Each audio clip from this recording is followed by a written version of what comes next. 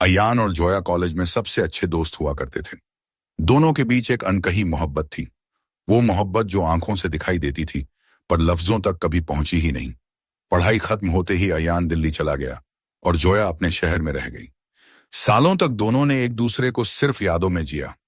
5 साल बाद एक शाम अयान उसी पुराने शहर लौटा। वही सड़कें, वही हवा, पर एक चीज बदली हुई थी जोया। अयान को देखकर वह पहले तो रुक गई,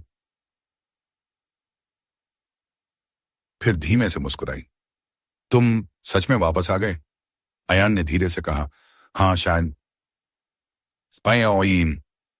शायद तुमसे मिले बिना मैं कहीं नहीं जा सकता था। उनके बीच एक लम्हे की खामोशी थी जो बोल रही थी बहुत कुछ। बारिश होने लगी। दोनों पास की एक पुरानी लाइब्रेरी में जा छुपे, वही जगह जहां कभी दोनों घंटों साथ बैठते थे। जोया के बाल भीग गए थे। अयान ने बिना कुछ कहे अपनी रुमाल उसके बालों पर रख दी। उसका हाथ उसके हाथ से छू गया। दोनों के दिल तेज धड़कने लगे। जोया ने हल्की सी नजर उठाई। अयान, हम पहले जैसे क्यों महसूस कर रहे हैं? अयान के होंठ कांपे, क्योंकि ये एहसास कभी गया ही नहीं। उनके बीच की दूरी कुछ इंच रह गई थी। बाहर बारिश की बूंदें और भीतर दिलों की धड़कनें सब एक ही सुर में बज रहे थे। जोया के हाथ अयान के कंधे पर टिक गए। अयान ने उसकी उंगलियों को हल्के से थाम लिया। स्पर्श बहुत साधारण था, मगर उसमें एक कोमल गर्माहट थी, मालों की तन्हाई को पिघलाती हुई। जोया ने फुसफुसाया, क्या मैं अब भी तुम्हारे लिए वही हूं? अयान ने उसकी पलकों को छूते हुए कहा, तुम हमेशा वही रहोगी, मेरी सबसे खूबसूरत मोहब्बत।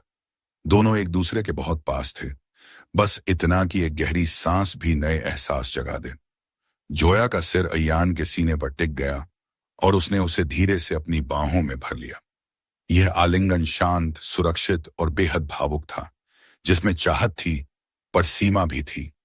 कुछ देर बाद जोया ने आंखें उठाकर कहा, अगर मैं कहूं कि मैं आज भी तुमसे प्यार करती हूं तो? अयान मुस्कुराया। तो मैं कहूंगा कि मैं आज भी सिर्फ तुम्हारा हूं।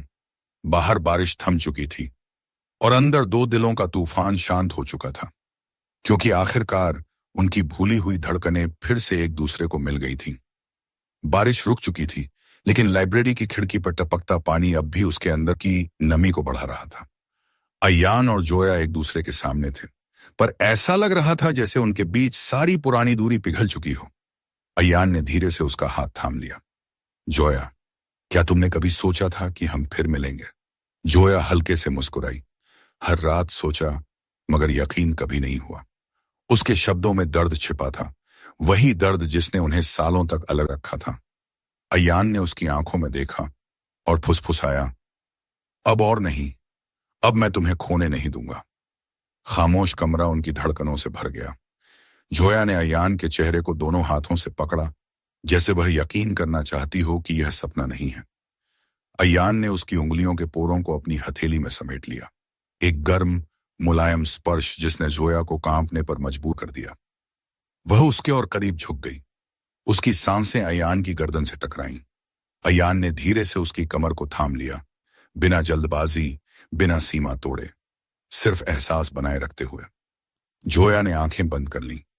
अयान, ऐसा लग रहा है जैसे सब रुक गया है, क्योंकि इस पल में सिर्फ हम हैं। अयान ने उसके कान के पास फुसफुसाया। उसका यह धीमा सा स्पर्श जोया की रूह तक उतर गया। दोनों के बीच अब कोई दीवार नहीं थी, ना डर, ना संकोच, बस पुराने प्यार की लौ जो अब फिर से तेज हो उठी थी। जोया का सिर फिर से अयान के सीने पर टिक गया। उसके हाथ अयान की पीठ पर धीरे धीरे चलने लगे, बेहद कोमल, बेहद निजी और उतना ही मासूम। अयान ने उसे अपनी बाहों में पूरी तरह समेट लिया। अयान, अगर तुम फिर चले गए तो? जोया की आवाज टूट रही थी। अयान ने उसकी पलकों को अपने अंगूठे से सहलाया। मैं कहीं नहीं जाऊंगा। मेरा घर, मेरी मंजिल तुम हो। जोया की आंखों में आंसू थे, लेकिन वो मुस्कुराई। उसने अपनी पेशानी अयान की पेशानी से लगा दी। दोनों कुछ पल इसी तरह खामोश रहे, बहुत करीब, बहुत गहरे, बहुत सच्चे। शाम ढल रही थी। लाइब्रेरी का कमरा अब सुनहरा हो रहा था, और उसी सुनहरी रोशनी में अयान ने जोया का हाथ थामकर कहा, जोया, क्या तुम मेरे साथ एक नई शुरुआत करोगी? इस बार बिना छुपे, बिना डर के। जोया ने अपना हाथ और कसकर पकड़ लिया। हाँ अयान, शायद यही वो पल है जिसका मैं इंतजार कर रही थी। अयान ने उसका माथा चूम लिया। एक लम्हा जिसमें चाहत भी थी और सम्मान भी। यह चुंबन जोया की आंखें बंद कर गया और दिल में उतरा हुआ एहसास बोला, हम फिर से मिल गए हैं, हमेशा के लिए। दोनों बाहर निकले, शाम की ठंडी हवा में हाथ थामे हुए, जैसे किस्मत ने उन्हें फिर एक दूसरे के लिए लिख दिया हो। उनकी भूली हुई धड़कनें अब हमेशा साथ धड़कने वाली थीं।